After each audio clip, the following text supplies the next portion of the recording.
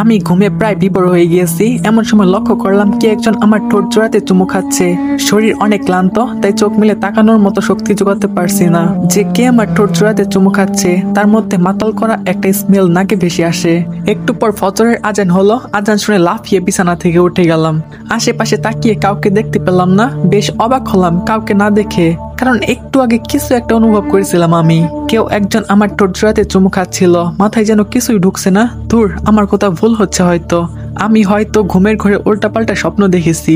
বিছানা ছেড়ে উঠে গিয়ে অজু করে নিলাম, কারণ ফজরের নামাজ পড়তে হবে। নামাজ শেষ করে খাটের উপর বসে আসছি, তখনই অনুভব করলাম ঠোঁট জোড়া মধুর মতো মিষ্টি হয়ে আসছে। মনে হয় যেন কয়েকশো কেজি মধু আমি শ্রবণ করেছি।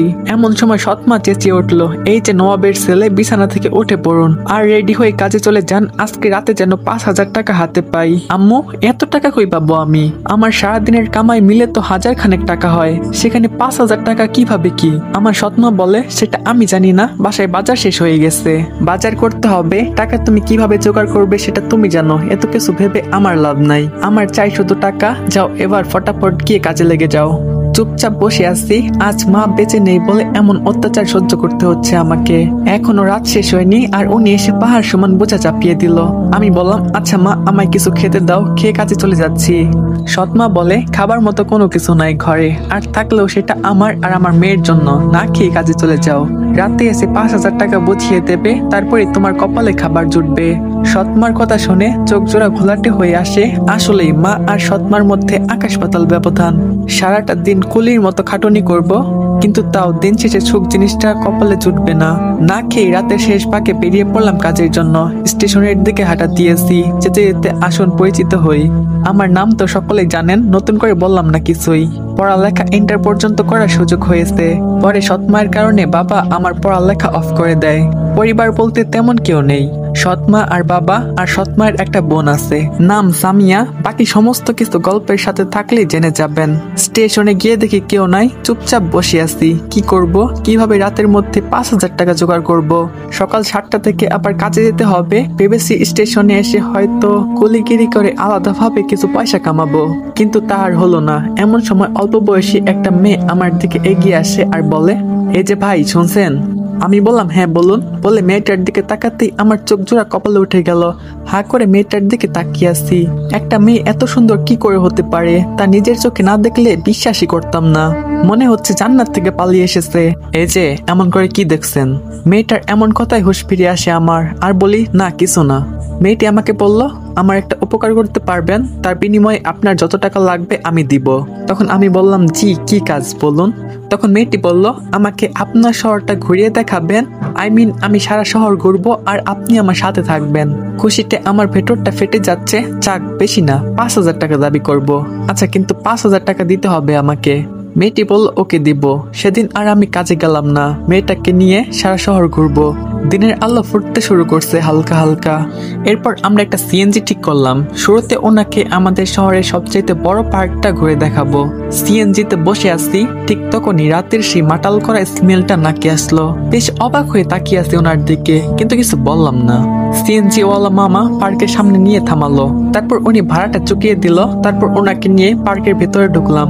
সবাই আমাদের দিকে হা করে তাকিয়ে আছে, কারণ আমার জামা কাপড়ের ঠিক নেই। তার উপর আমার সাথে উনি দামি জামা কাপড় পরে আছে। মানুষের মনে হাজারটা প্রশ্ন ঘুরপাক খাচ্ছে। মানুষ হয়তো ভাবছে যে মেয়েটা আমার কিছু হয়। সারাদিন ঘোরাঘুরি করলাম ওনাকে নিয়ে। বিকেলবেলা একটা রেস্টুরেন্টে গেলাম। খাবার খেয়ে যেই না বের হবো, তখনই কয়েকটা ছেলে আমার পথ আটকে দাঁড়ায় আর ওনার সাথে অসভ্যতামো শুরু করে। এটা দেখে তো আমার মেজাজ খারাপ হয়ে যায়। ছেলে একটার গালে কষে একটা থাপ্পড় বসিয়ে দিলাম। বাকি অন্য একটা ছেলে এসে আমার হাতের মধ্যে ছুরি চালিয়ে দিল। সাথে সাথে আমার হাত থেকে ফুলকি দিয়ে রক্ত বের হওয়া শুরু হয়েছে।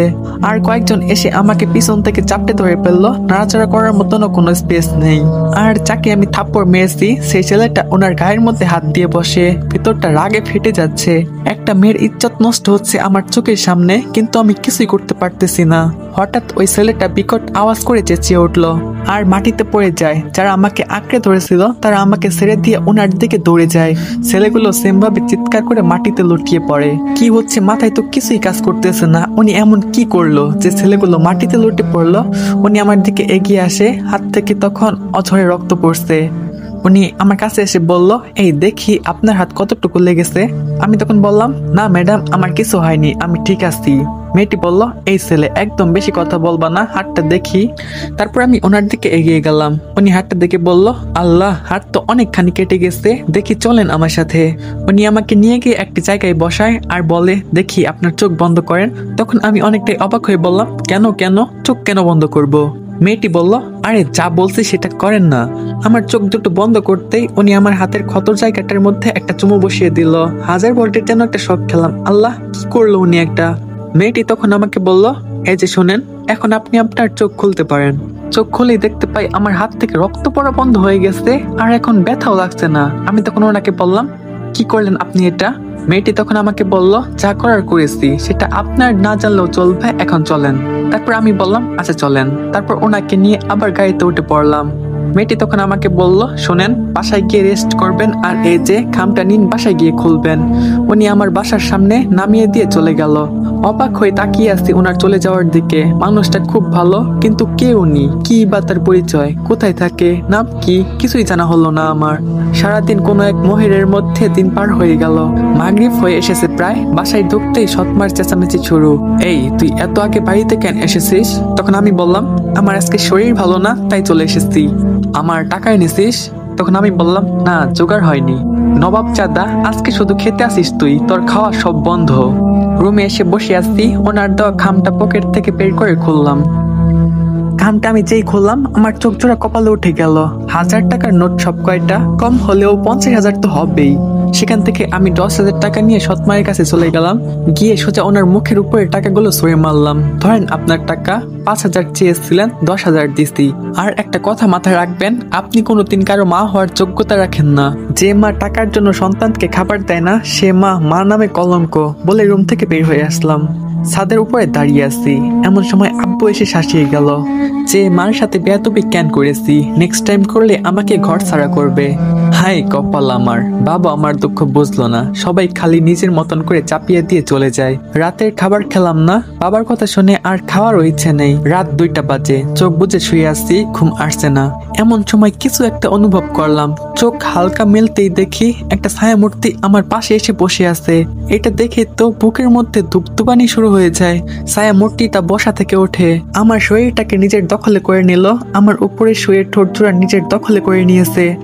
তার মানে আমি গতকাল কোনো স্বপ্ন দেখছিলাম না, সবটা ক্লিয়ার হয়ে আসতেছে সবকিছু। ঠোঁটে চুমু খাওয়া, সেই মাতাল করা স্মেল।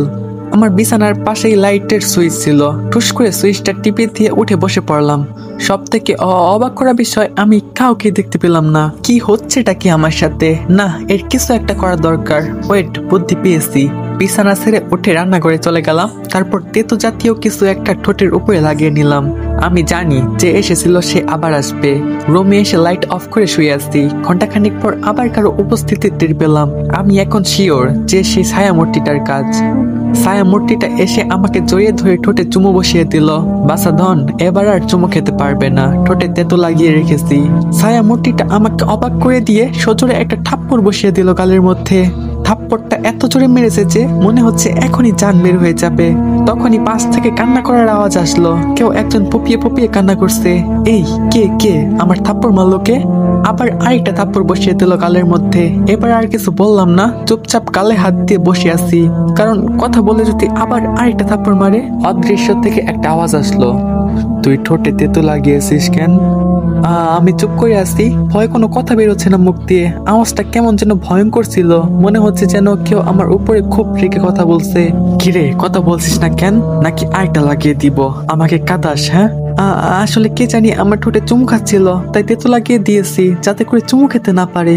তুই আমার চুমু খাওয়া ব্যাঘাত ঘটিয়েছিস, তোকে আজকে আমি শেষ করে দিব। এটা বলেই আমার গলা চেপে ধরে। ছায়া মূর্তিটা গলা চেপে ধরেছে, মনে হচ্ছে যেন তার পাড়া ভাতে ছাই দিয়ে দিয়েছি। নাড়াচাড়া করার মতন শক্তি পাচ্ছি না, দমটা মনে হচ্ছে এখনই বের হয়ে যাবে। তখনই আমার মাথায় আসলো, খাটের পাশে তো লাইটের সুইচ আছে, সেটা জ্বালিয়ে দেই। কোনো মতে হাতটা সুইচের কাছে নিয়ে গেলাম লাইট জ্বালাবো বলে। তখনই ছায়া মূর্তিটা আমার হাত চেপে ধরলো। এই, তোর কত বড় সাহস যে তুই আবার লাইট জ্বালাতে যাচ্ছিলি? একের পর এক 2টা ভুল করলি তুই। প্লিজ প্লিজ আমার গলাটা ছেড়ে দেন, আপনার যা ইচ্ছা করেন, প্লিজ আমার গলা ছেড়ে দিন, আমার খুব কষ্ট হচ্ছে। ছায়া মূর্তিটা সাথে সাথে আমার গলা ছেড়ে দিল। আমি যেন হাঁপ ছেড়ে বাঁচলাম। মায়া লেগে গেছে তাই ছেড়ে দিয়েছি, দ্বিতীয়বার যেন এমন ধরনের ভুল না হয়। যাও এবার মুখে মিষ্টি জাতীয় কিছু লাগিয়ে আসো। আচ্ছা যাচ্ছি আমি। হ্যাঁ যাও, কিন্তু ভুলেও লাইট অন করবে না। অন্ধকারে হাতিয়ে হাতিয়ে রান্নাঘরে গেলাম, গিয়ে মধুর বোতলটা নিয়ে ঠোঁটের মধ্যে মধু লাগিয়ে দিলাম। তারপর রুমে আসলাম। ছায়ামূর্তিটা রুমে বিছানার উপরে বসে আছে, চেহারাটা দেখা যাচ্ছে না, তবে আফসা আল্লাহ স্পষ্ট বোঝা যাচ্ছে যে এখানে কেউ একজন বসে আছে। কাছে যেতে ছায়ামূর্তিটা আমাকে জড়িয়ে ধরলো। অবাক হয়ে আসছি, আল্লাহ এ কি হচ্ছে আমার সাথে? কোন পেতনির পাল্লায় পড়লাম আমি? তখনই ছায়ামূর্তিটা বলে উঠলো, এই যে একদম উল্টাপাল্টা ভাববে না, আমি কোনো পেতনি টেতনি না। ও মাই খাট ধ্যাত, ও মাই গড, শক খেয়ে কি সব উল্টাপাল্টা ইংলিশ বের হচ্ছে আমার মুখ দিয়ে। মনের কথা উনি কি করে জানলেন? না, আর কিছু ভাবা যাবে না, উল্টাপাল্টা কিছু ভাববো, পরে আবার এসে আমার ঘাড় মোটকে দিবে। ছায়ামূর্তিটি বলল, অনেক কিছু ভেবে ফেলছো, এবার আমার কাছে আসো, আমার কাজ আমাকে করতে দাও। আমি তখন বললাম, কি কাজ? ছায়ামূর্তিটি বলল, চুমু খাবো তোমার ঠোঁটে। ও আল্লাহ, এই ছায়ামূর্তিটা কি পেয়েছে আমার ঠোঁটে? ঠোঁট জোড়া ছায়ামূর্তি আবার তার দখলে করে নিল। পাক্কা 1 ঘন্টা পর ছেড়েছে আমাকে। জোরে জোরে শ্বাস নিচ্ছি, মনে হচ্ছে আমার কলিজাটা মুখ দিয়ে বের হয়ে যাবে। ছায়ামূর্তিটি তখন বলল, এই ছেলে শোনো, হাঁপানির জ্বালায় কথা মুখ দিয়ে বের হচ্ছে না, তাও খুব কষ্টে বললাম, হ্যাঁ বলেন। কাল থেকে ওইসব আর করবে না, মুখে তেতো ফেতো কিছু লাগাবে না। আমি রোজ এসে তোমার ঠোঁটে চুমু খাবো। কাল থেকে যদি উল্টাপাল্টা কিছু করো তাহলে ঠাস করে একটা লাগিয়ে দিব। আমি বললাম, না না না না, আর কোনোদিন ভুলেও তেতো লাগাবো না। কিন্তু একটা জিনিস বলেন তো, আপনি আমার ঠোঁটে কি পেয়েছেন? ছায়ামূর্তিটি বলল, সেটা তোমার না জানলেও চলবে, সময় হলে সব জানতে পারবে। এখন আমি আসি, আমার খাওয়ার সময় হয়ে গেছে। আমি বললাম, আচ্ছা তা না হয় না বললেন, কিন্তু আপনি কে বা আপনার নাম কি সেটা তো বলে যান। ছায়ামূর্তিটি তখন বলল, আমি পরিজগতের রানী, আমার নাম মাপসুরা। আর হ্যাঁ শোনেন, কখনো যদি বিপদে পড়েন তাহলে আমাকে স্মরণ করবেন, 2টা বাক্য মুখে আনবেন, বাতি সতুম জুতনাম। এটা বলে ছায়ামূর্তি চলে গেল। ছায়ামূর্তিটা একটা পরী। এটা শোনার পর ভেতরে এক দফা একটা সুনামির মতো ঝড় বয়ে গেল। ইচ্ছে করছে নিজের হাতে নিজে মারা যায়। এই জীবন রেখে কি লাভ? যেখানে মানুষের কাছে কদর পেলাম না, সেখানে পড়ি এসে চুমু দিয়ে যাচ্ছে। সে রাতে আর চোখ এক করতে পারলাম না, গা গরম হয়ে আছে, মনে হচ্ছে জ্বর আসবে। ফজরের নামাজের সময় হয়ে এসেছে, বিছানা ছেড়ে এসে নামাজ পড়ে নিলাম। গা অনেকটাই হালকা হালকা লাগছে, জ্বরের ভাবটাও চলে গিয়েছে। একটু পর দেখি সৎমা রুমে নাস্তা নিয়ে হাজির। এই নে, তোর জন্য নিজের হাতে নাস্তা বানিয়ে এনেছি। চোখগুলো বড় বড় করে তাকিয়ে আছি তার দিকে। এই কি দেখছি আমি? এটা কি সত্যি আসলে আমার সৎমা? আমার সৎমা বলল, কিরে এত অবাক হচ্ছিস কেন? কাল রাতে তুই 10,000 টাকা দিলি, আমার মনটা একদম খুশিতে ভরে গিয়েছে। তার উপর তোর বাবা বলল মা হারা ছেলেটাকে নিজের মতো করে স্নেহ মমতা দিতে, তাই ভাবলাম তুই তো সকাল সকাল কাজে যাবি, তাই তোর জন্য নাস্তা বানিয়ে আনি। সৎমার কথা শুনে কি বলবো ভেবে পাচ্ছি না। দুনিয়ার মানুষ আসলেই বড়ই অদ্ভুত, চাহিদা পূরণ করতে পারলে সবার কাছে প্রিয়। গতকাল সকালে খেতে পর্যন্ত দেয়নি, কিন্তু আজকে এদিকে চুপচাপ বসে নাস্তা খেয়ে নিলাম। তারপর একটু রেস্ট করে কাজের জন্য বের হয়ে গেলাম, কারণ আজ সরাসরি ডিউটিতে যাব। স্টেশনে কাজের জন্য যেতে হবে না। তৎপর ডিউটিতে যেতেই মালিক চেঁচিয়ে উঠলো আমার উপর, কিরে কাল আসিসনি কেন? মালিক, কালকে আমি একটু বিজি ছিলাম তাই আসতে পারিনি। মালিক বলল, আমার কাজের থেকে তোর কাজ বড় হয়ে গেছে যে বিজি ছিলি। আমি বললাম, ক্ষমা করে দেন মালিক, আর কোনোদিন এমন হবে না। মালিক বলল, এভাবে ক্ষমা করে দিন বললেই হবে না, আজকে সারাদিন তোকে ডিউটি করতে হবে। মালিক একটা পার্সেল দিয়ে বললে এটা গ্রাহকের কাছে পৌঁছে দিতে। অমুক জায়গায় খবরের পার্সেল অর্ডার করেছে। পার্সেল নিয়ে আমি রওনা হলাম। আমি হন্ডা করে যাচ্ছিলাম, এমন সময় চৌরাস্তার মোড়ে জ্যাম লেগে গিয়েছে। 30 মিনিট যাবৎ জ্যামে আটকে আছি। আমার সামনে বরাবর একটা মাইক্রো ছিল, আর একটু আগে একটা ট্রাক যেটাতে গাছ দিয়ে ভর্তি। জ্যাম ছোটা মাত্রই গাড়িগুলো চলতে শুরু করলো। হঠাৎই সামনে যে ট্রাকটা ছিল সেটার বাঁধন খুলে কয়েকটা বড় বড় গাছের টুকরা রাস্তার উপরে পড়ে যায়। আমার সামনে যে মাইক্রোটা ছিল সেটা রানিং এ ছিল, যার ফলে গাছের টুকরোগুলো মাইক্রোর উপরে আছড়ে পড়ে।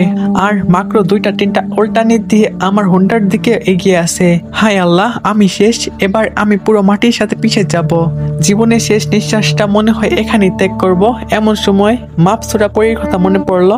হঠাৎই দেখি মাইক্রোটা হাওয়ার উপর দিয়ে ভেসে আমার মাথার উপর দিয়ে চলে গেল। আমি থ হয়ে সেদিকে তাকিয়ে আছি। তখন কেউ একজন এসে আমার পেছন থেকে আমার কাঁধে হাত রাখলো আর বলল, এই আপনি ঠিক আছেন তো? আমাকে স্মরণ করতে আরেকটু দেরি করলে তো একটা অঘটন ঘটে যেত।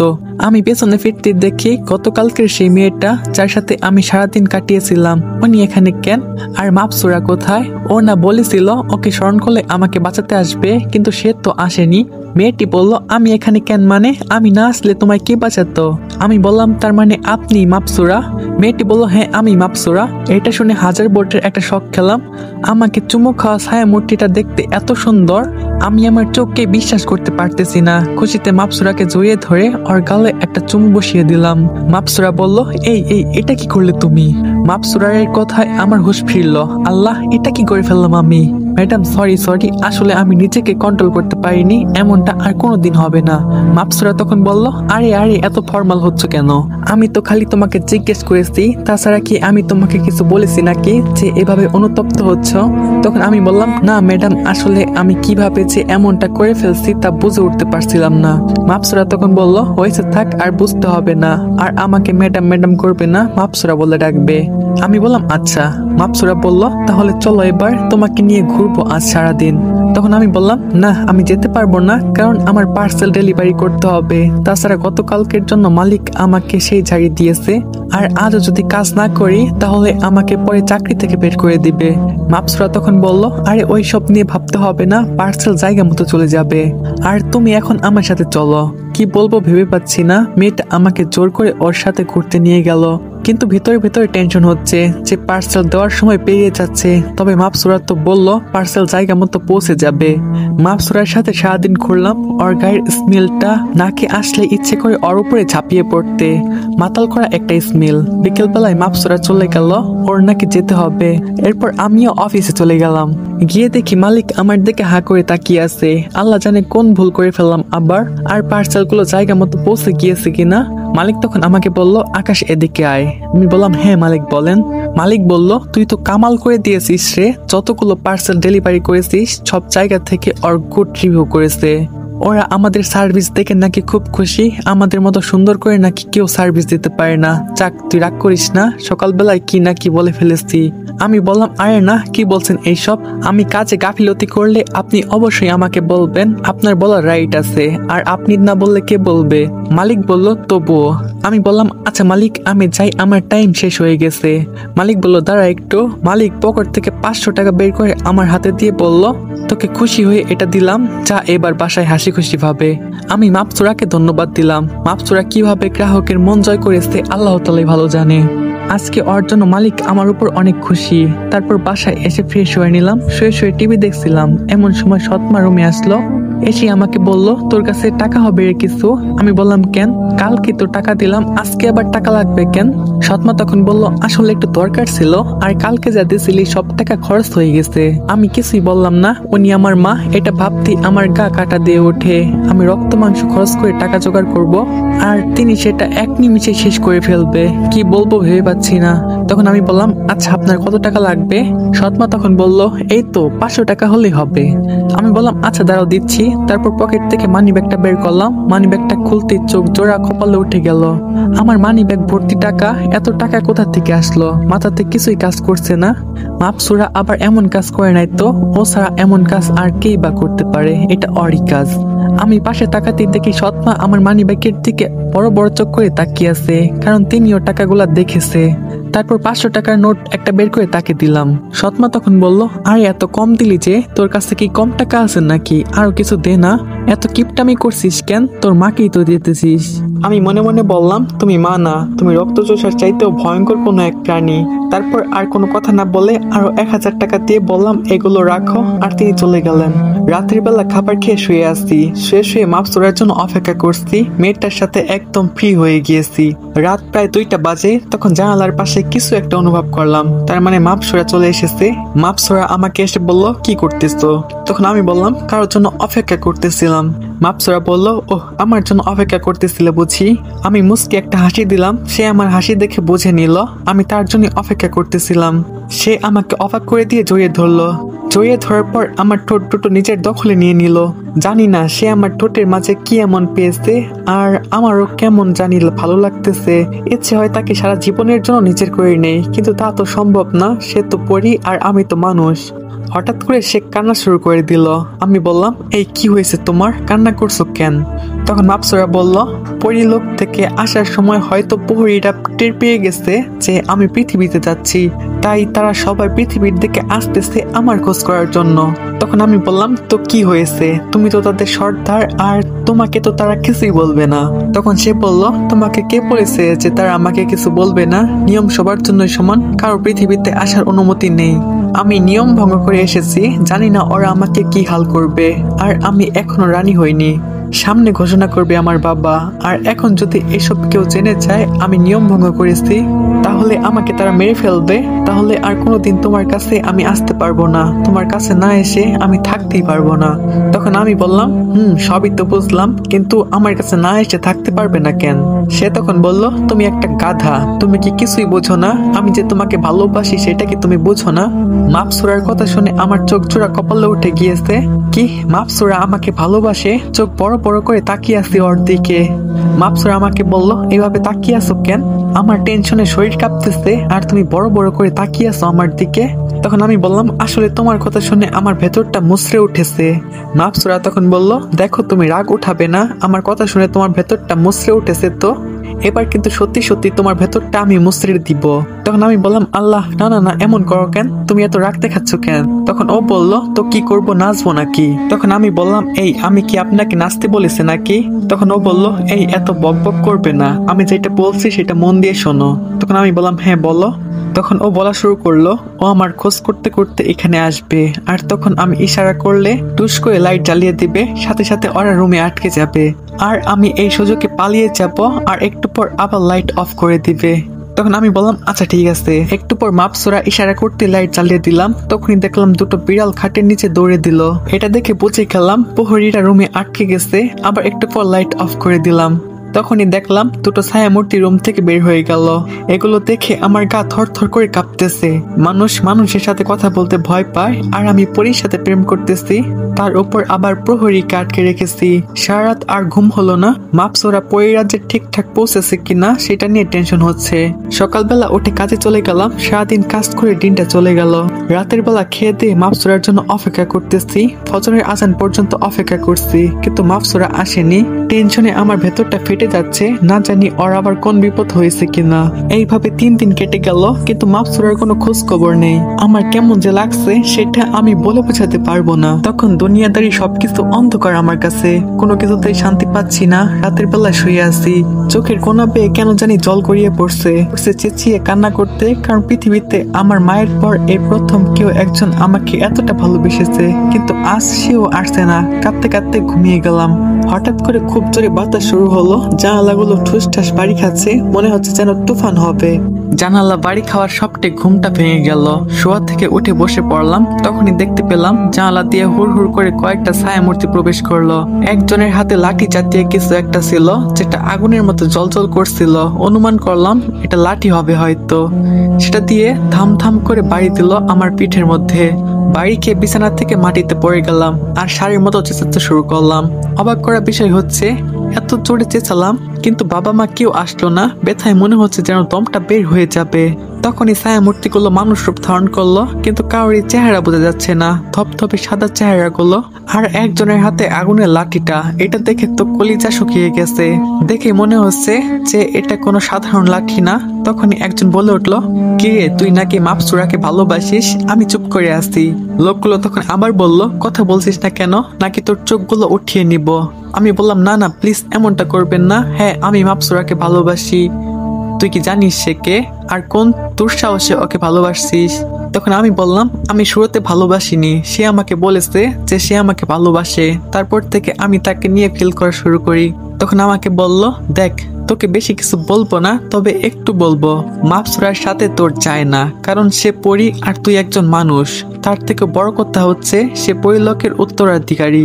সে ভবিষ্যৎ রানী পরিলোকের, আর আমি তার বাবা আল জাবের। আমি হলাম পরিলোকের রাজা। আমি চাই না তোর সাথে আর কিছু হোক, তবে সে বায়না করে বসে আছে যে তোকেই তার চাই। বাবা হয়ে মেয়ের স্বপ্ন অপূর্ণ রাখবো, তেমন বাবা আমি নই। হ্যাঁ, তবে তুই যদি আমার দেখানো পন্থা অবলম্বন করিস, তাহলে তুই মাপসুরাকে পাবি। তোর পরি হয়ে যেতে হবে আর আমাদের জগতে চলে যেতে হবে। তখন আমি বললাম, না না না না, আমি এটা পারবো না, আমি আমার মা বাবাকে ছেড়ে কোথাও যাব না, তবে আমি মাপসুরাকেও চাই, কিন্তু আমি পরি হতে পারবো না। তারপর বলল, তাহলে তোর ভালো তুই বোঝ, তোকে কিছু সময় দিলাম ভাবার জন্য, ভেবে চিন্তা করে জবাব দিস, আর এখন আমাদের যাওয়া দরকার। আর হ্যাঁ, তোকে আসার সাথে সাথে লাঠি দিয়ে বাড়ি মেরেছি কেন জানিস? আমি বললাম, জানি না তো। সে বললো, তাহলে শোন, বাড়ি মারায় তোর সমস্ত খেয়াল ছিল তোর শরীরের দিকে, আর আমরা এই সুযোগে, না হয় তুই যদি আমাদের রূপ পরিবর্তন করা দেখতি তাহলে তোর চোখ বন্ধ হয়ে যেত, তাই এমনটা করতে হয়েছে। এটা বলে আরেকটা বাড়ি বসিয়ে দেয় আকাশের পিঠে। আবার চেঁচিয়ে উঠলাম সারের মতো করে। এই সুযোগে ওরা রূপ পরিবর্তন করে ফেললো। তারপর ওরা চলে গেল। মাটি থেকে উঠে বিছানায় গা এলিয়ে দিলাম। ব্যথায় শরীরটা কাতর হয়ে গিয়েছে। এত সময় ওনার সাথে থাকায় তেমন একটা ব্যথা অনুভব করছিলাম না, কারণ ফোকাস ওনার দিকে ছিল। কিন্তু এখন শরীরটা যেন হাল ছেড়ে দিয়েছে, আর সহ্য হচ্ছে না। অসহায়ের মতন করে শুয়ে আসছি। শুয়ে বিছানার এপাশ ওপাশ কড়াকড়ি করছি। মনে হচ্ছে জ্বর আসতে চলেছে। গা আগুনের মতো গরম হয়ে গিয়েছে। একটু পর অনুভব করলাম কেউ একজন আমার রুমে এসেছে। ঘাড় ঘুরে তাকাবো সেই শক্তিটাও ছিল না শরীরে, তাও বহু কষ্টে ঘাড় ঘোরালাম। ঘাড় ঘোরাতেই তো বড় ধরনের একটা শক খেলাম। মাপসুরা আমার পাশে বসে আছে। আমি বললাম, এই তুমি এখানে? কোনো উত্তর নেই। আমি আমার বললাম, এই কথা বলছো না কেন? কি হয়েছে তোমার? সাথে সাথে মাপসুরা হু হু করে কান্না করে দিল। আমি বললাম, কান্না করছো কেন? এই তুমি কান্না করতেছো কেন, বলো আমাকে। তখন ও বলল, এই তুই চুপ চুপ করে শুয়ে থাক, একটাও কথা বলবি না। মাপসুরার কান্না দেখে নিজেরই খারাপ লাগতেছে। মেয়েটা কান্না করছে কেন? সে আমাকে অবাক করে দিয়ে আমার গা থেকে শার্টটা খুলে ফেললো। আমি বললাম, এই এই কি করছো তুমি? তখন ও বলল, তোকে বলছি না চুপ থাকতে, বেশি বক বক করতে না করছি, রাগ উঠাবি না, যদি একবার রাগ উঠাস তাহলে তোর চোখ দুটো তুলে নিব। তখন আমি বললাম, আল্লাহ কি করছি আমি, তুমি এত রেগে আছো কেন? তখন ঠাস করে থাপ্পড় বসিয়ে দিল আকাশের গালে। তখন আমি হা করে তাকিয়ে আসি মাপসুরার দিকে। মাপসুরা বলল, এই তোকে একটা কথা কতবার বলতে হয়? হ্যাঁ বলছি না চুপ থাকতে, এবার আর কোনো কথা বলবো না। একবার তো থাপ্পড় মেরেছি, আল্লাহ জানে রেগে গেলে তোকে কি করি। মাপসুরা আমার শার্টটা ফ্লোরের উপরে ছুঁড়ে মারলো। তারপর আমার পিঠের মধ্যে চুমু খেতে আরম্ভ করলো, যেখানে ওরা আমাকে মেরেছিল। চুমু খাচ্ছে আর ফুফিয়ে ফুফিয়ে কান্না করছে। তখন আমি বললাম, এই লক্ষ্মী পরি আমার, প্লিজ কান্না করে না। তখন ও বলল, তোকে আমার আব্বু মেরেছে, একদম দয়া মায়া নেই ওনার মধ্যে। আমার কলিজারটাকে এত জোরে মারলো। হ্যাঁ, আরেকবার খালি আমার কলিজার গায়ে হাত দিয়ে দেখুক, পুরো পরিলোক কাঁপিয়ে ফেলবো আমি। আমার নামও মাপসুরা। এই আকাশ, তোমার খুব ব্যথা করছে তাই না? আমি বললাম, এই না, একদম না, একটু আগে করছিল। তুমি যখন চুমু খেলে সাথে সাথে সমস্ত ব্যথা কোথাও যেন উধাও হয়ে গেল। মাপসুরা বলল, আজকের পর থেকে তোমার গায়ে যে হাত দিবে তার অবস্থা আমি খারাপ করে দিব, যদিও সে হয় আমার বাবা। মাপসুরার কথা শুনে আমি ওকে সাথে সাথে বুকে টেনে নিলাম। জানো মাপসুরা, তোমার মতো আমাকে কোনোদিন কেউ ভালোবাসেনি। আমি তোমাকে কখনো হারাতে চাই না। মাপসুরা বলল, আমিও চাই না তোমাকে হারাতে, আমি তোমাকে চাই, কিন্তু একটা জিনিসের জন্য আমি তোমাকে আপন করতে পারছি না।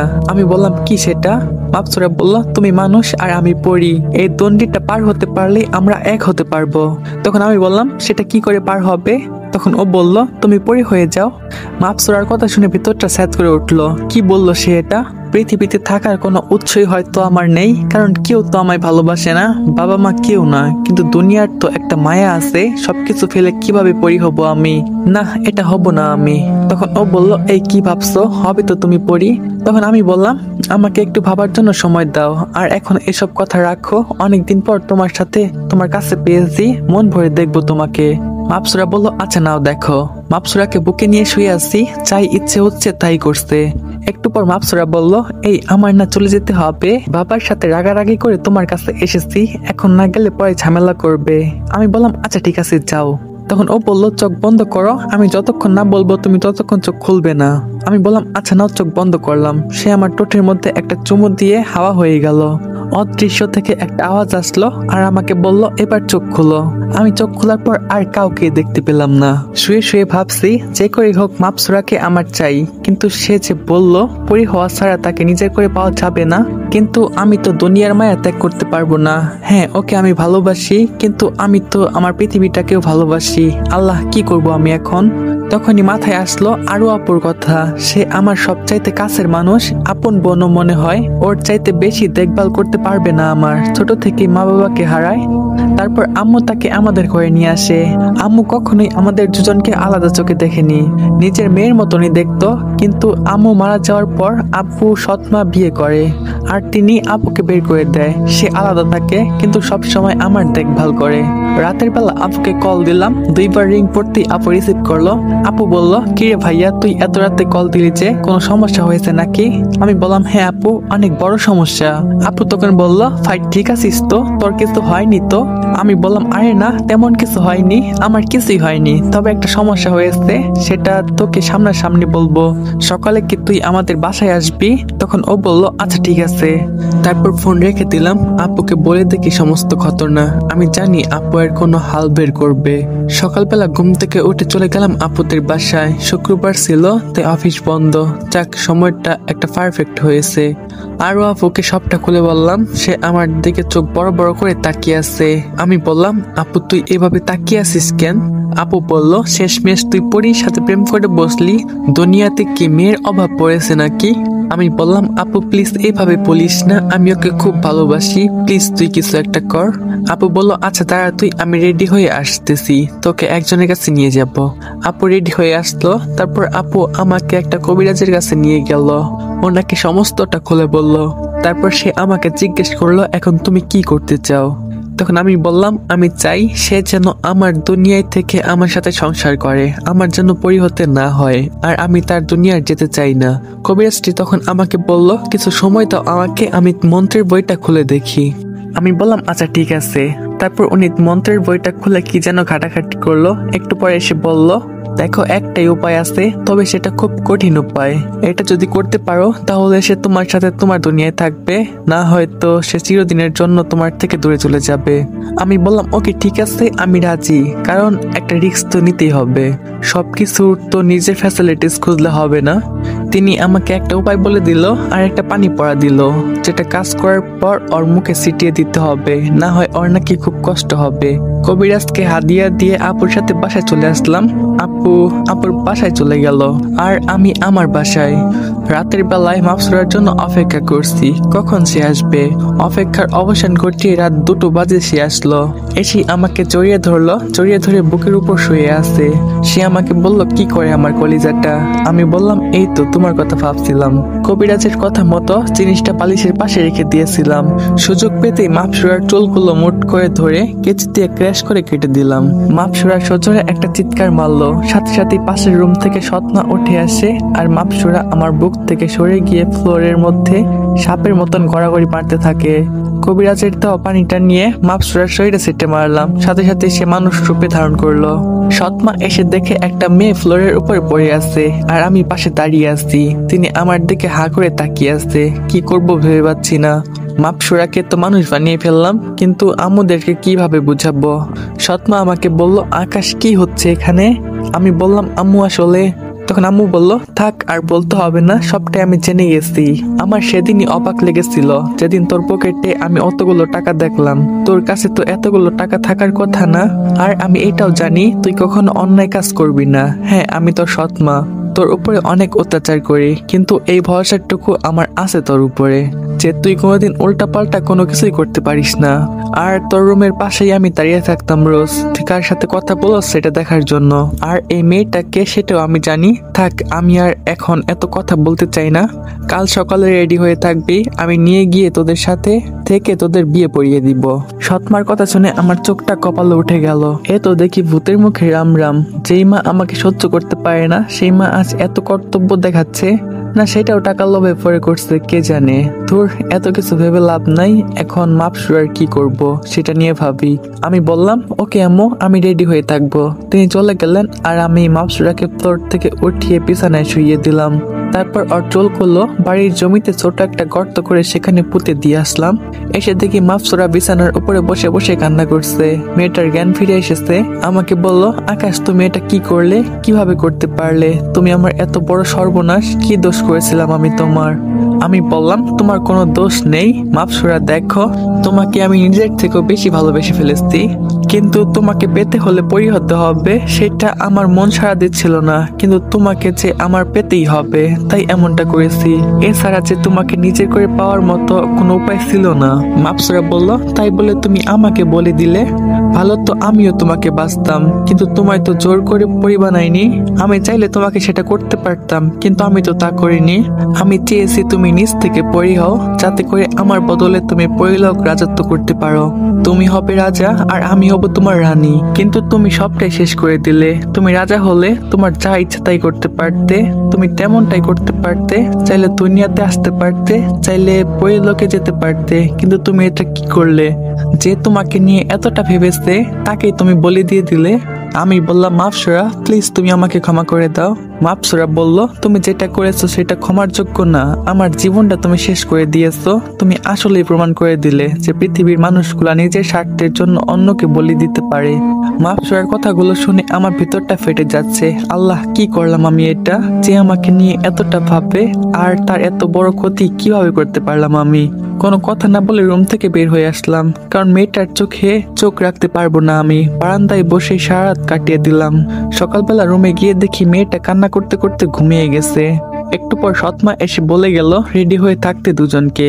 মাপসুরাকে ঘুম থেকে উঠে রেডি হতে বললাম, সেও চুপচাপ রেডি হয়ে নিল, একটা কথাও বললো না। মেয়েটা কেমন যেন মনমরা হয়ে গেছে।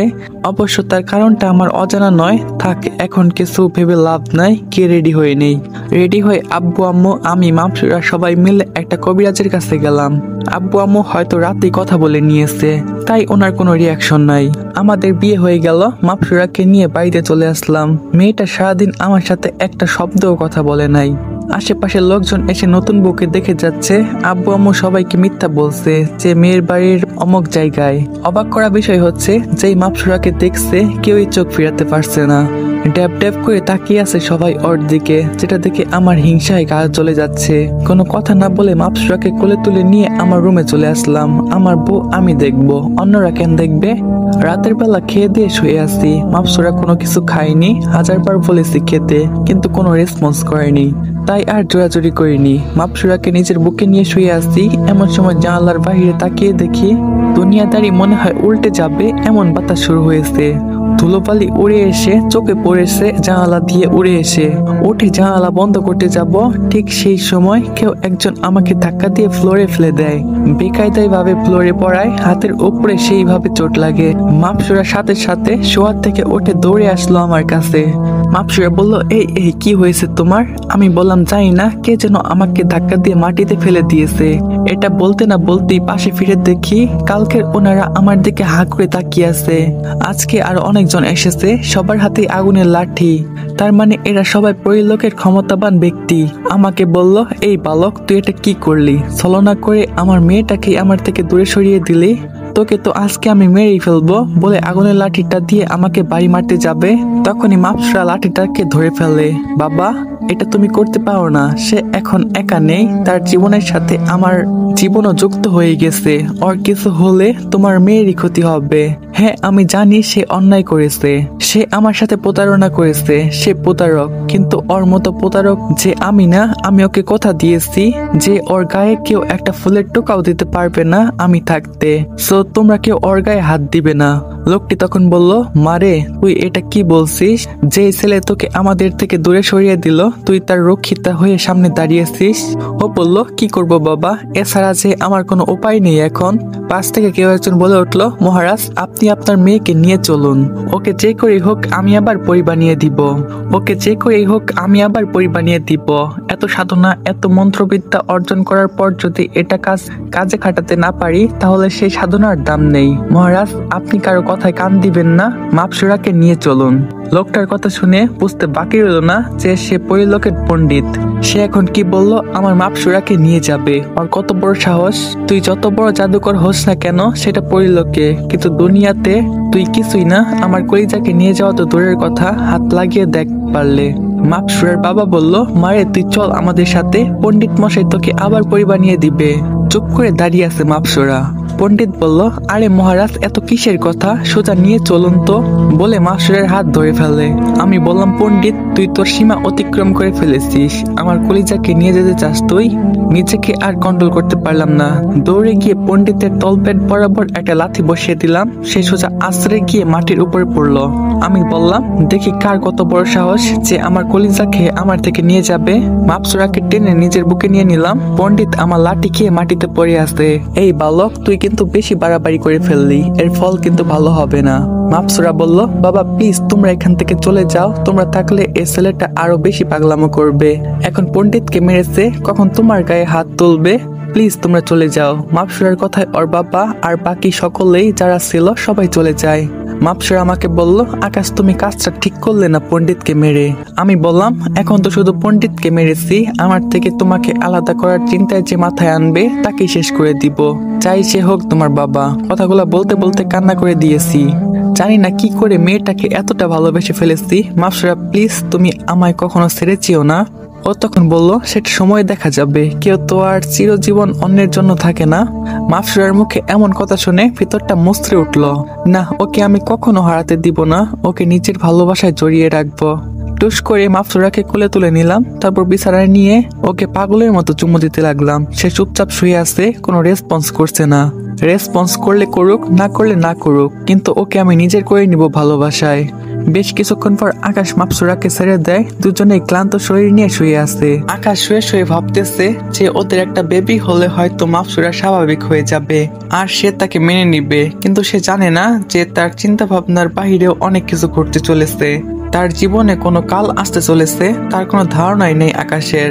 হয়তো তার জীবন চলে যাবে। মাফসুরা বলল, তোমার ইচ্ছে পূরণ হয়েছে তো আকাশ, আমাকে পরে থেকে মানুষ বানিয়ে দিলে, আমার ভেতরে তোমার সন্তানের বীজ রোপণ করে দিলে, এরপরেও কি আর কোনো ইচ্ছে আছে? আমি বললাম, মাফসুরা তুমি এভাবে বলতেছো কেন? প্লিজ এভাবে বলো না, আমি তোমায় ভালোবাসি, তাই তোমাকে নিজের করে পাওয়ার জন্য এমনটা করছি। মাফসুরা বলল, হ্যাঁ ভালো, খালি তুমি একাই বেঁচেছিলে, আমি আর ভালোবাসিনি, যার কারণে আমার মা বাবাকেও আমার থেকে দূরে সরিয়ে দিলে। পরিলোকের লোকেরা এসে ঠিকই বলবে যে মাটির মানুষেরা নিজের স্বার্থ ছাড়া আর কিছুই বোঝে না, তারা নিজের স্বার্থের জন্য অন্য মানুষের প্রাণ নিতে পারে। সেম তুমি সেটার প্রমাণ করে দিলে। কি বলবো জানি না, কারণ মাফসুরা যা বললো সবটাই তো সত্যি। আসলে আমি ভাবিনি যে ওর মা বাবার থেকে ওকে আলাদা করছি, ওর থেকে ওর স্বাধীনতা কেড়ে নিচ্ছি। আমি বললাম, মাফসুরা তোমার বলা কথা একটাও মিথ্যে নয়, আমি জানি যে আমি দোষ করেছি, এর জন্য আমি তোমার কাছে অনুতপ্ত, প্লিজ তুমি আমাকে মাফ করে দাও। মাফসুরা বলল, কি মাফ? সেটা বললেই কি হয়ে যায়? যা করছো তুমি আমার সাথে, সেটার পরেও মাফের আশা করছো তুমি?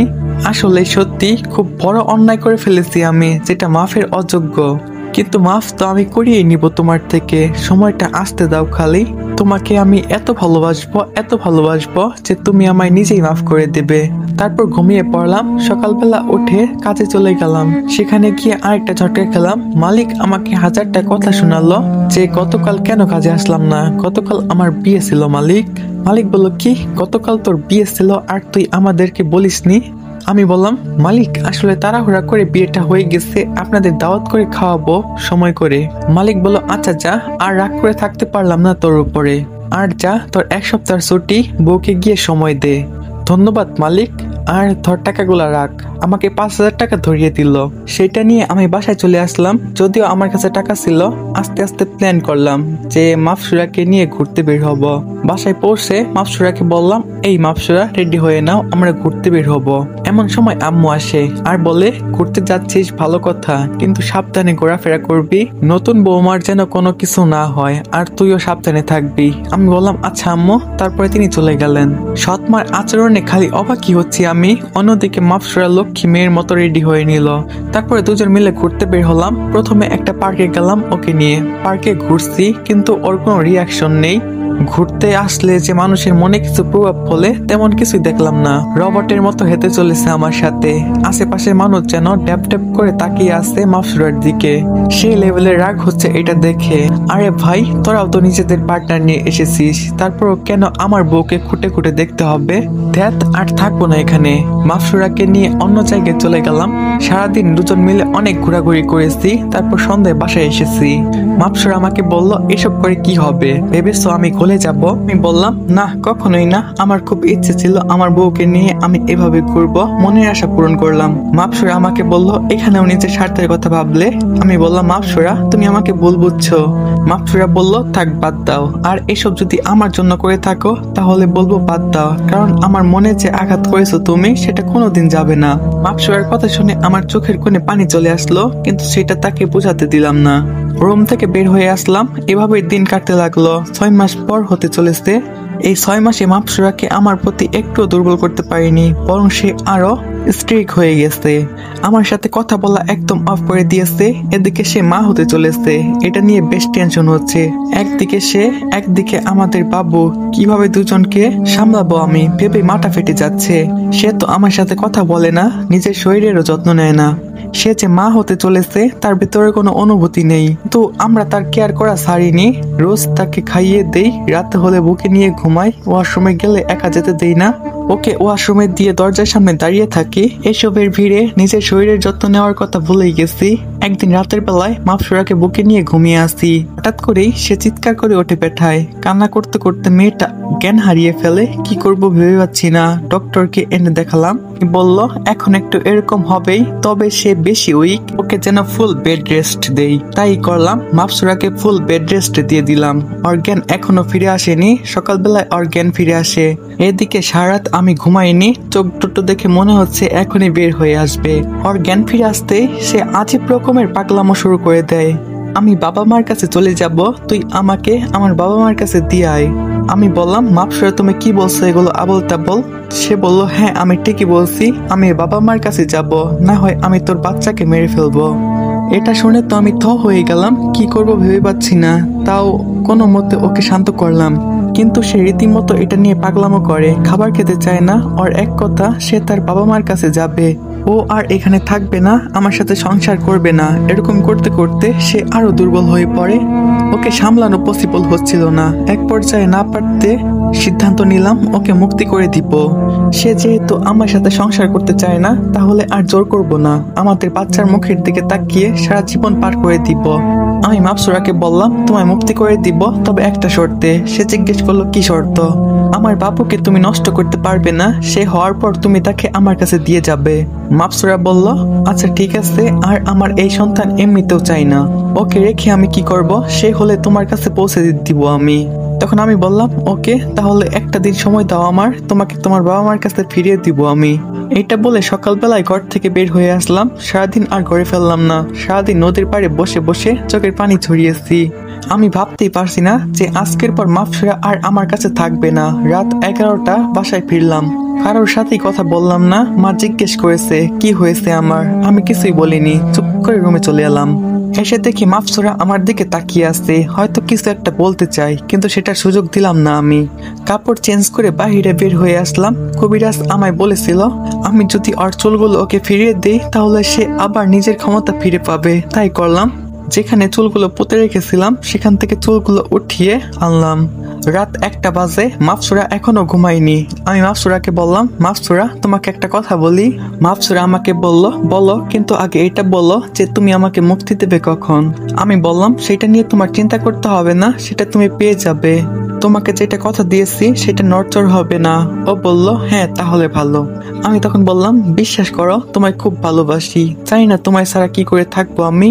তোমায় নিয়ে হাজারটা স্বপ্ন দেখেছিলাম আমি, যা আমার আজ রাতে কবর দিতে হবে, কিন্তু তাতেও আফসোস নেই। তুমি ভালো থেকো আর নিজের খেয়াল রেখো, আর আমাদের বাবুটা হলে তুমি আমার কাছে দিয়ে যেও। কথাগুলো বলতে বলতে কান্না করে দিলাম। ও বলল প্লিজ কান্না করিও না, আর কথা দিলাম যে বাবু হলেই তোমার কাছে দিয়ে যাব। পকেট থেকে চুলগুলো বের করে মাপসুরার হাতে ধরিয়ে দিলাম আর নজর ঘুরিয়ে ফেললাম। সাথে সাথে তুফান শুরু হয়ে গেল। সমস্ত ঘর জিনিসপত্র নড়াচড়া শুরু করছে। মনে হচ্ছে যেন কাল বৈশাখী ঝড় শুরু হয়েছে আমার এই ঘরে। তখন ও বলল আমার দিকে তাকাও আকাশ। আমি বললাম না, তোমার দিকে আর ফিরবো না, না হলে নিজেকে কন্ট্রোল করতে পারবো না, তুমি যাও। তখন ও বলল ওকে চলে যাচ্ছি, তবে একটা কথা বলে যাই, তুমি মানুষটা দুনিয়ার মধ্যে আমার দেখা শ্রেষ্ঠ মানুষ। তোমার মতন ভালো মানুষ হয় না। যেভাবে আমার যত্ন করেছো তুমি, আমি সেগুলো কোনোদিন ভুলবো না। আমার যত্ন করতে গিয়ে নিজের শরীরের কি হাল করেছো তুমি সেটা আমি দেখেছি। এখন থেকে নিজের শরীরের যত্ন নিও, আর খুব মনে পড়বে তোমার কথা। আসি আমি। এটা বলে মাফসুরা চলে গেল। মাফসুরা আমার ছেড়ে চিরতরে চলে গেছে, এটা ভাবতেই শরীরের খিঁচুনি উঠে গেছে। সাথে সাথে ফ্লোরে পড়ে গেলাম, ভেতরটা ফেটে যাচ্ছে কষ্টের। আর সহ্য করতে পারলাম না, চিৎকার দিয়ে কান্না করতে লাগলাম। চিৎকার শুনে পাশের রুম থেকে সৎমা দৌড়ে আসলো। এসে দেখে আমি ফ্লোরের উপরে পড়ে আছি, আর আমার মুখ থেকে অনবরত রক্ত বের হচ্ছে। আমার এই অবস্থা দেখে সৎমা বিকট আওয়াজে চিৎকার করে ওঠে, আকাশ বাবা, তোর কি হয়েছে? কি বলবো, বলার মতো কোনো শক্তিই নাই। তবে একটু বললাম যে মাপসরা আমার ছেড়ে চলে গেছে। তারপর আর আওয়াজ বের হচ্ছে না মুখ দিয়ে। মা আমাকে জিজ্ঞেস করলো কেন ছেড়ে চলে গেছে, কোনো আওয়াজ বের হচ্ছে না মুখ দিয়ে। বাবা তুই কথা বলছিস না কেন বলে কান্নাকাটি শুরু করে দেয়। এই আকাশের বাবা, তোমরা কোথায়, তাড়াতাড়ি আসো। আকাশের আম্মুর চেঁচামেচি শুনে আকাশের বাবা দৌড়ে আসে। এসে দেখে আকাশ ফ্লোরের উপরে পড়ে আছে। আকাশের অবস্থা দেখে তিনিও ঘাবড়ে যান, আর বলে কি হয়েছে ওর? সৎমা তখন বলল, জানি না কি হয়েছে তোমার ছেলের, তুমি তাড়াতাড়ি করে ওকে হসপিটালে নিয়ে যাও, ওর যেন কিছু না হয়, ওর কিছু হলে আমি মরে যাব। আকাশের বাবা আকাশকে কোলে তুলে নেয়, তারপরে হসপিটালের জন্য রওনা দেয়। চোখটা বন্ধ হয়ে যাবে অবস্থা, তাকিয়ে থাকার মতো আর শক্তি নেই। তবে একটা জিনিস দেখে অবাক হলাম, যেই সৎমা আমাকে দেখতে পারতো না, সে আজ বলেছে আমার কিছু হলে সে মরে যাবে। আমাকে দিয়ে তার চাহিদা পূরণ হয়, সেই জন্য এমন করেছে। নাকি সত্যিই আমাকে সন্তানের মতো ভালোবাসে? তারপর আমি জ্ঞান হারিয়ে ফেললাম, আর কিছু মনে নেই। দুদিন পর আমার জ্ঞান ফিরে আসে। চোখ মিলে তাকাতেই দেখি পাশে আব্বু আম্মু বসে আছে। আমার জ্ঞান ফিরেছে দেখে সৎমা আমার কপালে পাগলের মতো চুমু খেতে আরম্ভ করে, আর বলে, বাবা তুই ঠিক আছিস তো? আমি বললাম, হ্যাঁ মা, আমি একদম ঠিক আছি। দেখো, মা আমাকে জিজ্ঞেস করলো, বাবা তুই এমন কেন করলি? তুই আমার মাথায় হাত রেখে কসম করে বলতো যে আর কোনোদিন ওসব উল্টাপাল্টা কিছু খাবি না। চুপ করে আছি। মা বাবা যখন জানতে পারে যে তার ছেলে নেশা করেছে, তার থেকে লজ্জার আর কি হতে পারে? আর আমার এই অবস্থার পিছনে সম্পূর্ণ দোষ আমার। সেদিন সারাদিন নেশা করেছি, অতিরিক্ত নেশা করার ফলে এসব হয়েছে। মা তখন আবার বলে, বাবা তুই শুনবি না তোর মায়ের কথা? হাতটা টেনে নিয়ে গিয়ে আমি তখন বললাম, আচ্ছা কসম করে বললাম আর কোনোদিন ওসব খাবো না। আব্বু কিছুই বলছে না, আর কি বা বলবে? মা মারা যাওয়ার পর যে ওনার একটা ছেলে আছে সে কথা তার মনেই নেই। হসপিটাল থেকে বাসায় নিয়ে আসলা হলো আমাকে। সৎমা আমার পিছনে লেগেই আছে, আমার সেবা যত্ন করছে, যেন কিছুতেই কমতি রাখছে না। এক কদম আমার মায়ের মতো দেখভাল করছে আমাকে। কিন্তু সবকিছুর ভিড়ে আমি আমার মাপসুরাকে ভুলতে পারিনি। ভিতরটা ফেটে যাচ্ছে কষ্টের। সে যে আমায় ছেড়ে চলে গেছে এটা আমার বিশ্বাসই হচ্ছে না। এইভাবে দিনকাল কাটতে লাগলো, একদম ঘরবন্দি হয়ে গেছে আমি। চাকরিটাও চলে গেছে এই কারণে। কিন্তু সৎমা আমার আর কোনো প্রেশার দিল না, আরো উল্টো বলল, তোর বাবার যা আছে তা খেয়ে তুই শেষ করতে পারবি না। তোর চাকরি চলে গেছে, ভালোই হয়েছে। তোর আর চাকরি করতে হবে না, আমার ছেলে আমার কাছেই থাকবি। অন্যদিকে মারসুরা তো সুখেই আছে, নিজের বাবা মা পেয়ে, পরিলোকের লোকজন পেয়ে খুব ভালোই দিনকাল কাটছে তার। হঠাৎ আবার পেন শুরু হয় তার। তখন আকাশের কথা মনে পড়ে যে গতবার যখন তার পেন উঠেছিল তখন মানুষরা কিভাবে তার জন্য পাগলের মতো ছোটাছুটি করেছে। পেন উঠেছিল তার, অথচ কষ্ট যেন আকাশ পাচ্ছে। আকাশের সাথে কাটানো মুহূর্তগুলো একে একে করে মনে পড়তে থাকে তার। পণ্ডিত এসে মাপসুরাকে পড়া পানি দিয়ে যায় যাতে করে তার পেন কমে যায়। এভাবে দিনকাল কাটতে থাকে। একদিন রাতের বেলায় মাপসুরা ঘুমিয়ে আসতে, তখন সে স্বপ্নে দেখতে পায় আকাশকে। আকাশ তার মাথায় হাত বুলিয়ে দিচ্ছে, পেটে চুমু খাচ্ছে, আর বলছে, কলিজার টুকরা টেনশন করো না, আমি চলে এসেছি। এখন থেকে তোমার সমস্ত দেখভাল আমি করব। তখন ও বলল, তুমি সত্যি চলে এসেছো আকাশ, প্লিজ তোমাকে একবার আমি শুয়ে দেখি। আকাশ আর কোনো কথা বলছে না, চোখ মুখ কালো করে নিচের দিকে তাকিয়ে আছে। মাপসুরা আকাশকে শুতে যাবে, তখনই সে হাওয়া হয়ে মুছে যায়। এই যে তুমি কোথায় চলে গেলে আমাকে রেখে বলে চিৎকার করে ওঠে। সাথে সাথে ঘুম ভেঙে যায়। ঘুম থেকে উঠে সে কাউকেই দেখতে পায় না। তখনই মনে পড়ে তার সে যে পরিলোকে আছে আর আকাশকে পৃথিবীতে রেখে চলে এসেছে। নিজের অজান্তে সে কান্না করে দেয়। আকাশের জন্য খুব খারাপ লাগছে তার, মনে হচ্ছে যেন নিঃশ্বাস ভারী হয়ে এসেছে। না, কাল সকালে আমি পৃথিবীতে যাব, গিয়ে আকাশকে দেখে আসব। সকালবেলায় মাপসুরা তার বাবা মাকে বলে সে পৃথিবীতে যাবে, কিন্তু তার বাবা মা যেতে দেয় না, কারণ এটা পরিলোকের নিয়মের বাহিরে। কিন্তু মানসুরার জেদের কাছে হান মেরে যায় তারা। আচ্ছা ঠিক আছে, কাল তুমি পৃথিবীতে যেও, তবে তোমার সাথে আমিও যাব। আচ্ছা বাবা। সকালবেলায় মাপসুরা আর তাওয়ার বাবা পৃথিবীতে আসে, এসে সোজা আকাশের বাসায়। আকাশ রুমের মধ্যে মরার মতো পড়ে আছে। মাপসুরা এসে দেখে আকাশ বিছানায় মরার মতো পড়ে আছে আর একদম শুকিয়ে কাঠ হয়ে গেছে। আকাশের এই দুরবস্থা দেখে মাপসুরা ফুফিয়ে কান্না করে দেয়। মাপসুরা বলে, এই আকাশ চোখ খুলো, আমি চলে এসেছি। মিটমিট করে চোখ খুলে তাকিয়ে দেখে মাপসুরাকে। খুশিতে মনটা নাচানাচি শুরু করে দিয়েছে। ইচ্ছে করছে শোয়া থেকে উঠে গিয়ে ওকে জড়িয়ে ধরি, কিন্তু শরীর তো খারাপ, সেই শক্তিটাও নাই। মাপসুরা চলে যাওয়ার পর নিজের যত্ন নেওয়ার কথা ভুলেই গেছি, তাই রোগ হয়ে গিয়েছে অনেক। মাপসুরা বলল, কি হাল করছো নিজের? আমি তখন মনে মনে বলি, এটার জন্য তো তুমি দায়ী, আর এখন এসে এসে এসব বলছো। এখন কি কোনো ফায়দা আছে? যখন ছেড়ে গিয়েছো তখন তো ভাবা দরকার ছিল যে আমি তোমাকে ছাড়া কিভাবে থাকতে পারবো। তুমি তাও পাষাণের মতো করে ছেড়ে গেলে। খুব রাগ হচ্ছে মেয়েটার উপরে। হ্যাঁ, আমার কষ্ট দিয়েছো, এবার আমিও চুপচাপ থাকবো না, কোনো কথা বলবো না। ও তখন বলল, কি হলো, কথা বলছো না কেন? আমি বললাম, কি বলবো? ও বলল, কথা বলবে। আমি বললাম, প্রয়োজন মনে করি না, চলে যাও আবার যেখান থেকে এসেছো সেখানে। ও তখন বলে, এমন করে বলছো কেন আকাশ? তখন আমি বললাম, তুমি তো সম্পর্ক সেট করে চলে গেলে, তারপর আর কি বলার থাকে? তোমার সাথে আমার আর কোনো কিছুই নেই, শুধু যখন বেবিটা হবে তখন তুমি আমাকে দিয়ে যেও।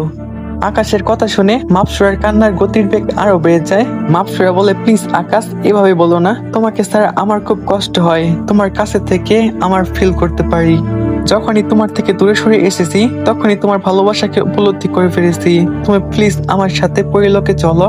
আকাশের সৎমাও সামনে ছিল। মাপসুরাকে দেখে আকাশের রুমে এসে বলে, না, আমার ছেলেকে আমি কোথাও নিয়ে যেতে দিব না, সে আমার কাছেই থাকবে। তখন ও বলে, না, আমি ওকে নিয়ে যাব, ওকে ছাড়া আমার ভালো লাগে না, আমার বর আমার সাথে পরিলোকে থাকবে। আমি তখন বললাম, মাপসুরা, সেই স্বপ্ন ভুলে যাও, সেটা কখনোই হবে না। মাপসুরা তখন বলল, না হবে বাবা, আমি আকাশকে পরিলোকে নিয়ে যাব আমাদের সাথে। আমার মা তখন বলে, এই মেয়ে, একবার বলছি না যে আমার ছেলেকে আমি কোথাও নিয়ে যেতে দিব না। আরে মাপসুরা, কি পাগলামো করছিস? সে তো যেতে চায় না, তাও তুই জোর করে নিতে চাচ্ছিস কেন? বাবা, আমি এত কিছু বুঝি না, আমি এইটুকু জানি আমি আকাশকে এখান থেকে নিয়ে যাব, ওকে আমি নিজের কাছে রাখবো, কারো কথা আমি শুনবো না বলে আকাশের হাত ধরে ওকে হাওয়ায় ভাসিয়ে ফেলে। তারপর ওকে নিয়ে পরিলোকে চলে যায়। ওর বাবাকে ফেলে রেখে চলে আসে সে।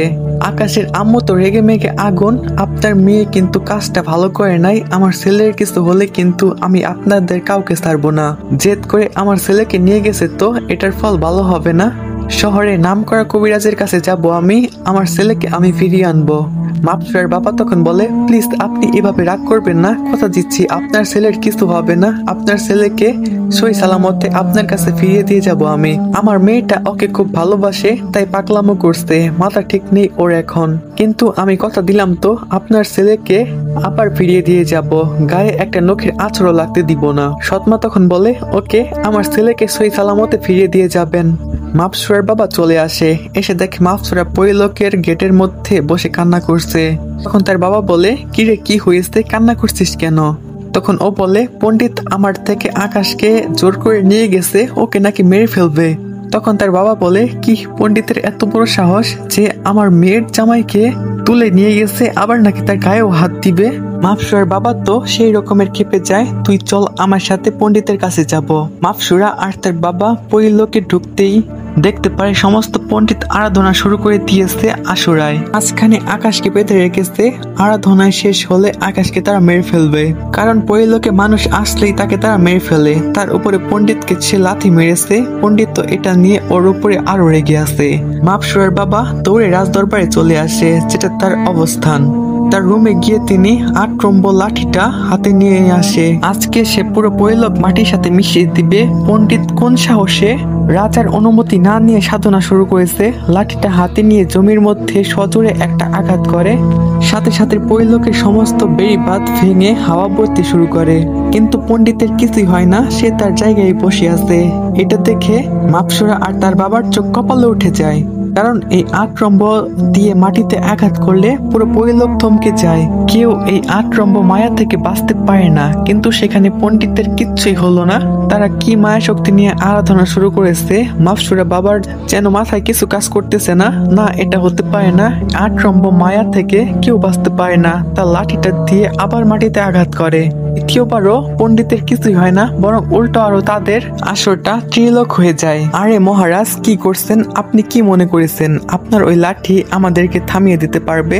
পণ্ডিত, তুমি কিন্তু কাজটা ভালো করছো না। রাজার সাথে পাঙ্গা নেওয়ার ফলটা কিন্তু তোমাকে ভোগ করতে হবে। পণ্ডিত তখন বলল, আরে মহারাজ, আপনি কিন্তু ভুলে গেছেন যে আমি কে। আমি এই পরিলোকের সবচেয়ে পুরনো পণ্ডিত। অসাধ্য সাধন করেছি আমি, আমাকে আটকানোর ক্ষমতা নেই। আর আপনার ওই 8 রম্ব বাকিদের মায়া করতে পারবে, কিন্তু আমাকে না। আপনি আমাকে কেন? কোনো পণ্ডিতকে মায়া করতে পারবেন না। আজ আমি এই ছেলেকে মেরেই ছাড়বো। পণ্ডিতের কথা শুনে তো মাফসুরার বাবার তো পায়ের নিচের থেকে মাটি সরে যায়। পণ্ডিত হয়তো এমন কোনো জাদু জানে, সেজন্য হয়তো তাকে মায়া করা যাচ্ছে না। তিনি মাথায় হাত দিয়ে সোজা মাটিতে বসে পড়ে। পাশ থেকে মাফসুরা চিৎকার দিয়ে ওঠে, মাফসুরার পেটে পেইন হচ্ছে। মা, তোর কি হয়েছে? বাবা, আমার পেটে খুব ব্যথা করতেছে। মা, তুই আমার সাথে চল, বাসায় কি রেস্ট করবি? এদিকটা আমি দেখতেছি। না, আমি যাব না, আমার আকাশকে ওরা মেরে ফেলবে। চল মা, তুই এরকম করিস না। আমি থাকতে ওরা আকাশের কিছুই করতে পারবে না। মাফসারা তখন বলে, কি করবে বাবা তুমি? তোমার 8 রম্ব পণ্ডিতরা মায়া করে ফেলেছে। এখন যা করতে হবে আমাকেই করতে হবে। আমি এখানে কিছু করতে পারতেছি না, সেখানে তুই কি করবি? মাফসুরা পণ্ডিতের আসরের সামনে চলে যায়। ভালোই ভালোই বলছি, আমার আকাশকে এখনই ছেড়ে দেন, না হয়তো আমি আপনাদের কাউকেই ছাড়বো না। তখন পণ্ডিত হা হা করে হেসে উঠল আর বলল, রাজা যেখানে আমাকে আটকাতে পারিনি সেখানে তুমি আমাকে আটকাবে? আর আসলো তাকে ছেড়ে দেওয়ার কথা, ওকে তো আমি ছাড়বো না। সে আমাকে লাথি মেরেছে। তার থেকে বড় কথা, তোমার রাজা, তোমাদের রাজ দরবারে আমি কাউকেই শান্তিতে থাকতে দিব না। এতদিন শুধুমাত্র উপরে উপরে ভালোবাসা দেখিয়েছি, কারণ আমি এত জাতবিদ্যা জানার পরেও রাজা হতে পারলাম না। আর সেখানে তোমার বাবা কোনো কিছু না জেনে রাজা হয়ে গেল, সেটা আমি মেনে নিতে পারিনি। শুধুমাত্র এতদিন অপেক্ষায় ছিলাম রাজ দরবারের মুকুট কেড়ে নিতে। এখন রাজত্ব করব আমি, পুরো পরিলোক আমার অধীনে চলে আসবে। পণ্ডিতের এমন কথায় মাফসুরার রাগ মাথায় উঠে যায়। আচ্ছা, আমিও দেখছি তোমরা আমার আকাশকে কিভাবে মারো। তোমরা হয়তো ভুলে যাচ্ছ যে আমার পেটে আকাশে সন্তান রয়েছে। আর তার থেকে বড় কথা, মানুষ পরি 2 ধরনের শক্তি আমি অর্জন করেছি। পণ্ডিত তখন বলল, আচ্ছা আমিও দেখি তুমি কি করতে পারো। আরাধনা প্রায় শেষ, আকাশকে এখন বলি দেওয়া হবে। এমন সময় মাফসুরা তার বাবার হাত থেকে 8 রম্বটা নিয়ে আসরের ত্রিলোকের মধ্যে আঘাত করে। সাথে সাথে ত্রিলোকটা ফেটে চূর্ণ বিচূর্ণ হয়ে যায় আর মাফসুরা আসরের ভেতরে ঢুকে পড়ে। এগুলো দেখে তো পণ্ডিতের মাথা ঘুরতে শুরু করে। পণ্ডিত বলতে লাগলো, কি করে সম্ভব এটা? ত্রিলোক ভাঙার ক্ষমতা তো কারোর নেই, এই মেয়ে কিভাবে করলো এটা? বড় বড় জাদুকররাও এটা করতে পারে না, যা এই মেয়ে করে দেখিয়েছে। না, ওকে আটকাতে হবে। পণ্ডিত আবার ত্রিলোক করতে চাইলো, এবার আর ত্রিলোক করতে পারলো না। মাফসুরা ত্রিলোকের ভিতরে গিয়ে দেখে আকাশের চেহারাটা পুরো ঝলসে গিয়েছে। আকাশের এই অবস্থা দেখে মাফসুরা আর নিজেকে কন্ট্রোল করতে পারে না। মাফসুরা আবার 8 রম্বটা দিয়ে মাটিতে সজোরে আঘাত করে। সাথে সাথে পুরো পরিলোক কম্পন শুরু করে। এত জোরে কম্পন শুরু হয়েছে যে পণ্ডিত মাটিতে পড়ে যায়। সমস্ত পণ্ডিত মাটিতে লটে পড়েছে। অন্যদিকে মাফসারা আকাশকে ছাড়িয়ে নেয়, ছাড়িয়ে নিয়ে তাকে মাটিতে শুইয়ে রাখে। ঠিক সে সময় পণ্ডিত মাটি থেকে উঠে মায়া করে মাফসুরার দিকে ছুঁড়ে মারে। মায়াটা মাফসুরার সামনে এসে থেমে যায়। মাফসুরার কোনো ক্ষতি হয় না। মাফসুরা এবার চরম পর্যায়ে রেগে যায়। এবার মাফসুরা 8 নম্বরটা পণ্ডিতের দিকে সজোরে ফিক্কে মারে। পণ্ডিত অনেক চেষ্টা করে সেটাতে আটকাতে চায়, কিন্তু হাজার চেষ্টা করেও সেটাকে আটকাতে পারে না। 8 নম্বরটা পণ্ডিতের গা ছিদ্র করে শরীরের অপর প্রান্ত দিয়ে বের হয়ে যায়। সাথে সাথে পণ্ডিত মাটিতে লুটিয়ে পড়ে। এই 8 নম্বরটা আটকানোর ক্ষমতা কারোর নেই। সব পণ্ডিতরা মিলেও আটকাতে চাইলে আটকাতে পারবে না। পণ্ডিতের মৃতদেহ মাটিতে পড়ে আছে। মাফসারার বাবা এসব দেখে তো নিজের চোখকেও বিশ্বাস করতে পারতেছে না। তারপরে মাফসারা হাত থেকে 8 নম্বরটা নিয়ে মাটিতে আঘাত করে, আর সাথে সাথে পুরো পরিলোক আগের মতো হয়ে যায়। আর এসব পণ্ডিতরা তার পায়ের কাছে এসে ক্ষমা চায় আর বলতে থাকে, মহারাজ আমাকে মাফ করে দিন। পণ্ডিত আমাদেরকে ভয় দেখিয়েছিল, যার ফলে আমরা তার কাছে গোলাম হয়েছিলাম। বলেছে তার কথায় রাজি না হলে আমাদেরকে মায়া করে মেরে ফেলবে। মাফসুরা তখন বলে, তোমাদের কোনো দোষ নেই, যে দোষ করেছে সে শাস্তি পেয়েছে। মাফসুরা আকাশকে কোলে নিয়ে রাজের দরবারে নিয়ে আসে। পুরো রাজ দরবার থমথমে হয়ে আছে। সমস্ত পরিলোকের পরীরা আকাশকে দেখতে এসেছে, কারণ মানুষ দেখতে তাদের ভালো লাগে। কারণ মানুষেরা অনেক সুন্দর হয়, তারা সবসময় মানুষকে নিয়ে ঘর সংসার করার স্বপ্ন দেখে। এইদিকে আকাশের রূপ ফিরিয়ে আনার জন্য অন্য পণ্ডিতকে মাফসুরা বলল। তখনই পণ্ডিত বলে ওঠে, আমাকে কিছু সময় দিন, আমিও রূপ ফিরিয়ে আনার চেষ্টা করছি। এটা বলে সেই পণ্ডিত সেখান থেকে চলে যায়। একটু পর আবার ফিরে আসে রূপ গাছের ফল নিয়ে, সেটা নিয়ে আকাশকে খাইয়ে দেয়। এরপর আকাশের চেহারাটা আগের মতো হয়ে যায়, কিন্তু তার জ্ঞান এখনো ফিরে নাই। সবাই অপেক্ষা করছে আকাশের জ্ঞান ফিরে আসার। একটু পর আকাশের জ্ঞান ফিরে আসে। বিপত্তিটা তখনও কাটেনি। আকাশ নিঃশ্বাস নিতে পারতেছে না, তার খুবই কষ্ট হচ্ছে। মুরগি জবাই করলে যেমন ধরপড় করে, আকাশ ঠিক সেইভাবে ধরপড় করছে। এটা দেখে একটা পণ্ডিত বলে ওঠে, এই বালক আর কিছুক্ষণের মধ্যেই মারা যাবে যদি ওকে পরি বানানো না হয়। এটা শুনে মাফসুরা বলে, তাহলে তাই করুন, আকাশের কিছু হলে আমি মরে যাব। আরাধনা করে আকাশকে পরি বানিয়ে দিন। মাফসুরা, কি বলছিস তুই এটা? ওর মায়ের কাছে আমি কথা দিয়ে এসেছি, আমি ওর মায়ের কাছে ওকে ফিরিয়ে দিয়ে আসবো। মাফসুরা তখন বলে, কি বলছো বাবা? আমি তো ওকে খারাপ কিছু করতেছি না, আমি ওকে বাঁচানোর জন্য এসব করতেছি। আর বাবা তখন বলে, আচ্ছা তাহলে ঠিক আছে, শুনেন পণ্ডিত মশাই, তাহলে আপনারা ওকে পরি বানিয়ে দিন। জি মহারাজ, তবে আপনাদের আরেকটা কাজ করতে হবে। আমার আরাধনা করতে করতে আকাশকে কেউ একজন নিঃশ্বাস নিতে হবে, তা না হলে আরাধনা করতে করতে আকাশ মারা যাবে। এটা শুনে মাফসুরা বলে ওঠে, না না না না, আমি নিঃশ্বাস দিচ্ছি, আপনারা ওকে নিয়ে আরাধনা শুরু করুন। পণ্ডিত আরাধনায় বসে, আর অন্যদিকে মাফসুরা আকাশের ঠোঁটে ঠোঁট লাগিয়ে নিঃশ্বাস নিতে থাকে। এখন আর আকাশের কষ্ট হচ্ছে না। এই আমি এখন কোথায় আছি? আর মাফসুরা আমার ঠোঁটে ঠোঁট লাগিয়ে আছে কেন? তোর কি সব করছে ও? মাফসুরাকে সরিয়ে দিতে চাইছিল নিজের কাছ থেকে, কিন্তু মাফসুরা আরো শক্ত করে তাকে জড়িয়ে ধরে রেখেছে। চোখের ইশারায় বলে ওকে না ছাড়তে। একটু পর কেউ একজন এসে কি জানি একটা খাইয়ে দেয়, আর মাফসুরা আমার থেকে দূরে সরে যায়। সাথে সাথে অনুভব করলাম যে আমার শরীরে হাড়গোড় বেরিয়ে যাচ্ছে, আর আমি হাওয়ায় ভাসছি। আমি এটা দেখে ভয়ে একটা চিৎকার দিলাম, আর মাফসুরা এসে আমাকে জাপটিয়ে জড়িয়ে ধরে আর বলতে লাগে, খুব কষ্ট হচ্ছে আমার কলিজার টুকরা, তাই না? তখন আমি বললাম, হ্যাঁ খুব কষ্ট হচ্ছে আমার, নিঃশ্বাস নিতে পারতেছি না আমি। কলিজা প্লিজ আরেকটু সহ্য করে নাও, তারপর সব ঠিক হয়ে যাবে। এত কষ্ট হচ্ছে, মনে হচ্ছে যেন দমটা বেরিয়ে যাবে। একটু পর মাটিতে ঢপাস করে পড়ে গেলাম, তারপর আর কিছুই জানি না। যখন আমার জ্ঞান ফিরে আসে, তখন আমি দেখি আমি একটা বিছানার উপরে শুয়ে আছি, আর মাফসুরা আমার মাথা তার কোলের উপরে নিয়ে বসে আছে, আর আমার মাথায় হাত বুলিয়ে দিচ্ছে। আমার জ্ঞান ফিরতেই মাফসুরা আমাকে বলে, তোমাকে বাঁচানোর জন্য পরি বানিয়েছি।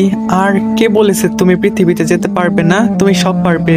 তোমার যখন যা ইচ্ছে হয় তুমি তাই করবে, তোমার জন্য কোনো কিছুই বাধা নেই। এইভাবে দেখতে দেখতে চলে যায় 5টা বছর। ওদের একটা মেয়ে বাবু হয়েছে, নাম রাখা হয়েছে রাইসা। রাইসামণি এখন হাঁটতে শিখে গেছে। রাইসামণি খেলা করছে, আর আমি রুমে বসে আছি।